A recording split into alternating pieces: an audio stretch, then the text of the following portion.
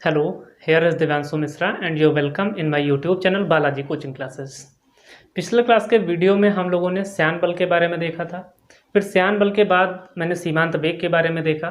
फिर उसकी अगली श्रृंखला मैंने पिछली बार कहा था कि आर्किमिडीज के सिद्धांत को मैं अगली बार लेके आऊँगा। तो आज आप लोगों के सामने प्रस्तुत है आर्किमिडीज का सिद्धांत। ध्यान से देखिएगा, बहुत आसान है ना। एक बार अगर समझ आ गया तो कोई दिक्कत वाली बात नहीं होगी। चलिए स्टार्ट करते हैं अपना वीडियो बिना किसी टाइम वेस्ट किए। देखिएगा ध्यान से, यहाँ पर मैंने फिगर बना रखे हैं दो। इससे पहले मैं एक चीज़ जोड़े दे रहा हूँ, जब। क्या जोड़ रहा हूँ? जब। अब जब के बाद ये परिभाषा है, फिर ये परिभाषा है, फिर यहाँ से यहाँ तक की इसकी परिभाषा है। ध्यान से सुनिएगा, जो मैं बोल रहा हूँ उसको समझिएगा, आपको परिभाषा लिखी हुई आराम से समझ में आ जाएगी। ध्यान से देखिएगा, जब हम क्या करते हैं किसी भी वस्तु को, किसी द्रव के अंदर या तो आंशिक रूप से डुबोते हैं या पूर्णतः रूप से डुबोते हैं। यही और का मतलब अथवा लिखा है। या तो हम आंशिक रूप से डुबोएंगे, आंशिक रूप से डुबोने का मतलब क्या है कि थोड़ी सी ऊपर है थोड़ी सी अंदर है, और पूर्ण रूप से डुबोने का मतलब क्या है कि पूरा पूरा वो द्रव के अंदर पहुंच गई। तो कंडीशन क्या है कि जब हम किसी भी वस्तु को, या आर्किमिडीज का सिद्धांत है, ध्यान से देखिएगा, जब हम क्या करें किसी भी वस्तु को आंशिक रूप से या पूर्णतः डुबोते हैं किसी भी द्रव के अंदर, तब वस्तु के भार में क्या होता है, कमी का आभास होता है। यहाँ पर कंडीशन आपको ध्यान रखनी है कि यहाँ पर आभास होता है, वास्तव में ऐसा होता नहीं है। ठीक, क्यों है? क्योंकि वस्तु का भार जितना था बाहर निकालने पर उतना ही हो जाता, अंदर केवल क्या होता है, वो आभासी बल होता है। ठीक, तो ध्यान रखिएगा कि तब वस्तु के जो भार में कमी का जो आभास होता है, वही जो भार में आभासी कमी आ रही है, यानी जो अंदर हम इसके हैं। तो अब देखिए पानी के अंदर क्या होता है कि वस्तु हल्की लगने लगती है। बाहर मान लीजिए आपको 2 किलो का ईंटा हो सकता है, अंदर आपको 200 ग्राम का ही लगे, है ना।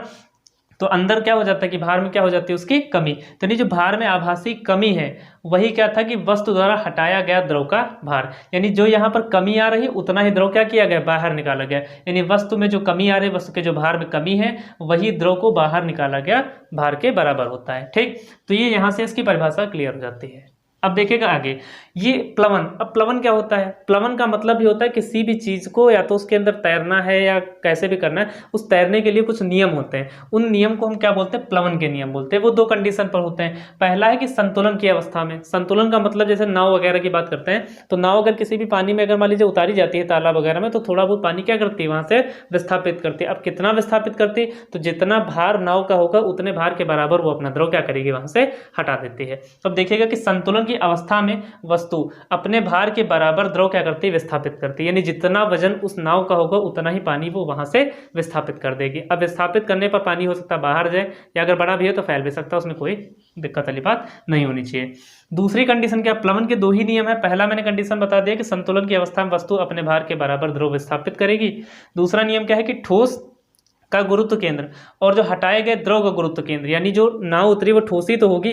अब ठोस है और वहां से द्रव क्या है, वो भी निकला, यानी नाव और जो हटाया गया द्रव है, दोनों के जो गुरुत्व केंद्र हैं वो दोनों एक ही ऊर्ध्वाधर रेखा में होने चाहिए। ऊर्ध्वाधर का मतलब होता है खड़े खड़े, यानी जो हटाया गया है उसका गुरुत्व केंद्र और जो ठोस है उसका गुरुत्व केंद्र दोनों क्या होने चाहिए, ऊर्ध्वाधर रेखा में होने चाहिए। ऊर्ध्वाधर का मतलब होता है वर्टिकली, है ना। दोनों क्या होने चाहिए, वर्टिकली होने चाहिए। ठीक, उसके बाद एक कंडीशन होती है आपेक्षिक घनत्व। कंडीशन क्या होती है, आपेक्षिक घनत्व। आपेक्षिक घनत्व को हम इंग्लिश में बोलते हैं रिलेटिव डेंसिटी। क्या बोलते हैं, रिलेटिव डेंसिटी। अब रिलेटिव डेंसिटी क्या होती है? अब रिलेटिव डेंसिटी को समझने के लिए हमें ये एक चीज ध्यान रखना पड़ेगा कि ये एक अनुपात होता है। जो आपेक्षिक घनत्व है ये क्या है आपका, एक अनुपात होता है। अगर आप अनुपात निकालते हैं या प्रतिशत निकालते हैं तो अनुपात या प्रतिशत की कोई मात्रक नहीं होते। ये आपको ध्यान रखना है कि अनुपात होगा या प्रतिशत होगा तो उसका कोई मात्रक नहीं होता है। अब अनुपात किसका होता है, तो आपेक्षिक घनत्व का मतलब होता है कि आपेक्षिक यानी किसी चीज की अपेक्षा की जा रही, किससे तुलना की जा रही है ना। तो यहाँ पर 4 डिग्री सेंटीग्रेड पर जल का घनत्व और वस्तु के घनत्व, इन दोनों में तुलना की जा रही। यानी हमें देखना सिर्फ उतना होता है कि 4 डिग्री सेंटीग्रेड पर जो जल के घनत्व से वस्तु का घनत्व कितने गुना है, वही उसका क्या कहलाएगा, आपेक्षिक घनत्व। मान लेते हैं एक मिनट के लिए, आंकिक मान के लिए, कि अगर 4 डिग्री सेंटीग्रेड पर जल का घनत्व 4 है, ठीक, मैंने माना है यहाँ पर कितना मान लिया मैंने, 4, आंकिक वैल्यू 4 है, और इसकी आंकिक वैल्यू कितनी है, 8। तो आपेक्षिक घनत्व का मान कितना हो जाएगा, 2। आपेक्षिक घनत्व का मान कितना आ जाएगा, 2। इसी प्रकार से हम देखते हैं कि कोई भी चीज पानी में तैर सकती है या नहीं तैर सकती, तो वहां पर हमको क्या देखना पड़ता है, आपेक्षिक घनत्व का मान देखना पड़ता है। बात अगर यहाँ पर मैं करूँ, एक एग्जाम्पल पूछा जाता है कि जैसे समुद्र है और नदी है, तो नदी से जब जाता है समुद्र के अंदर कोई भी जहाज तो थोड़ा सा ऊपर उठ जाता है, तो वहाँ उठने का कारण सिर्फ वहाँ पर लवणता होती है। समुद्र में क्या होता है, नमक पाया जाता है, तो उसकी लवणता के कारण उसमें क्या होता है, घनत्व तो ज़्यादा होता है। अब घनत्व का मतलब भी समझ लेगा कि घनत्व क्या होता है। ठीक है, तो घनत्व का जो फार्मूला होता है वो द्रव्यमान बटे आयतन होता है।